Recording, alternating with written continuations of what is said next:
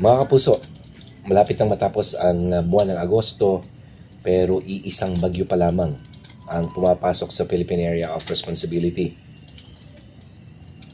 Sa katunayan, ang inaasahan natin ay 3 o hanggang 4 na bagyo ang posibleng pumasok. Sa 3 araw na inaasahan sa 3 araw na natitira, may posibilidad pa ba na may pumasok na bagyo at makaapekto dito sa atin sa mga susunod na araw? Yan ang pag-uusapan natin ngayon sa ating webcast. Mula dito sa GMA IM Ready Command Center, ito po si Nathaniel Cruz. Mga kapuso, dito sa latest wind forecast map ng The Weather Company, araw ng Sabado, posibleng yung low pressure area na binabantayan na dumaan dito sa May Visayas ay nasa may labas na ng ating area of responsibility, nasa may West Philippine Sea, at makikita natin dito yung unti-unting paglakas ng southwest flow, lalong-lalo na dito sa may bahagi ng Palawan hanggang dito sa may Mindoro. At magpapatuloy yung hangin na yan hanggang sa araw ng Linggo kung hindi mabibilis ang pagkilos nitong low pressure area na posibleng mag-intensify, although mababa yung tsansa.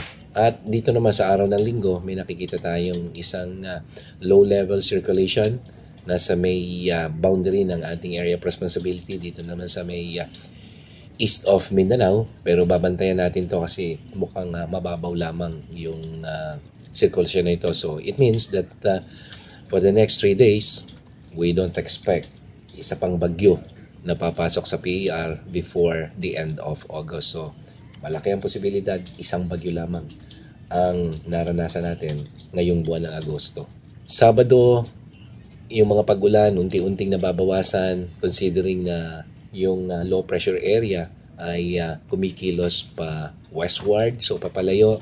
So may mga pag-ulan umaga ng Sabado, lalo na dito sa may Southern Luzon, dito sa may Western Visayas pa rin, pero mas mahina na kung ikukumpara ng mga nakaraang araw. In Mindanao, tuloy-tuloy pa rin yung mga afternoon rain showers and thunderstorms dito sa may northern section hanggang dito sa may Zamboanga Peninsula. 5-day outlook for Metro Manila, generally maaliwalas ang panahon, except of course yung mga afternoon rainfall activities mula Sabado yan hanggang Wednesday. Norte, yung mga pupunta ng Baguio, ganun din ang outlook mula Sabado hanggang Miyerkules. May mga inaasahang pag-ulan pero pagdating ng hapon, pero generally mas maaliwalas yung panahon. Diyan naman po sa Legazpi, sa Albay, Sabado mas maulap na may mataas na tsansa ng ulan. It's associated with wind convergence, wala na po epekto yung low pressure area, pero pagdating ng Linggo hanggang Miyerkules, asahan na yung mas maaliwalas sa panahon. Cebu City, dahil nawala na yung low pressure area, may mga pag-ulan lalo na pagdating ng hapon hanggang gabihan, but generally may mga konting kaulapan mula Sabado yan hanggang Miyerkules.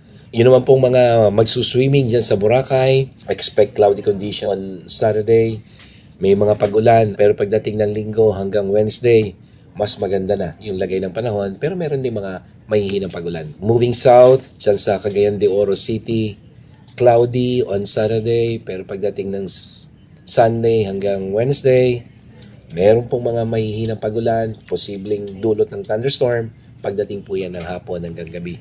At sa mga taga Davao, meron din kayong maulap na panahon sa Sabado. Asahan din yung mga pag-ulan mula Sabado hanggang Miyerkules, lalong-lalo na pagdating ng hapon, yan po yung dulot ng mga local thunderstorm. That's it mga kapuso.